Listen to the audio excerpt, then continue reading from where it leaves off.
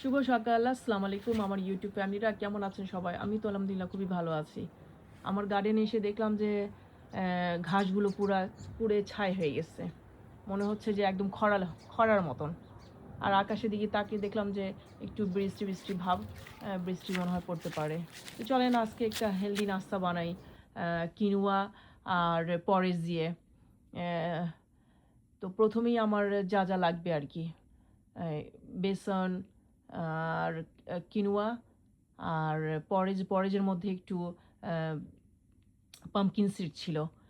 তো যদি pumpkin seed কারো না থাকে তাহলে আর দেওয়া দরকার নেই, আমার ছিল দেখি আমি দিয়ে দিলাম। আর স্পাইসির মধ্যে অরিগানো, হলুদ গুঁড়া, জিরা গুঁড়া, বেজেল, গার্লিক পাউডার আর কায়েন পেপার, সাদা তিল, কালো তিল, আর পানি তো অবশ্যই লাগবে, ধনিয়া পাতা আর পেঁয়াজ কুচি আর গোলমরিচের পাউডার দিয়ে দিলাম একটু। এগুলো দিয়ে একটা ব্যাটার মতন বানাবো, ঠিক আমাদের চালের চাপড়ির মতন। তো একটা বলের মধ্যে 1 কাপ বেসন আর পরে আর 5 স্পুন কিনোয়া পাউডার দিয়ে একটা ভালো করে বেটার বানিয়ে নিলাম। আর এই বেটারের মধ্যে সব স্পাইসিগুলো আমি দিয়ে দিলাম। যে ধরনের স্পাইসি পছন্দ করেন সে ধরনের স্পাইসি দিয়ে না, আমি আমার মতন করে দিয়ে দিলাম এই স্পাইসিগুলা, কারণ আমি একটু হেলদি সকালে খাবো এই জন্য। আর একটা ফ্রাই প্যানে বাটার দিয়ে দিলাম। বাটার যদি না থাকে তেলও অনেকে ইউজ করে, তেল দিতে পারেন। আর এতে একটু তিল ছিটাই দিলাম। আর যে ব্যাটারটা বানিয়ে রেখেছিলাম ব্যাটারটা ছড়াই দিলাম ভালো করে চাপড়ির মতন। ছড়ানোর পরে ঢেকেও দেওয়া যায়, না ঢাকলেও চলে।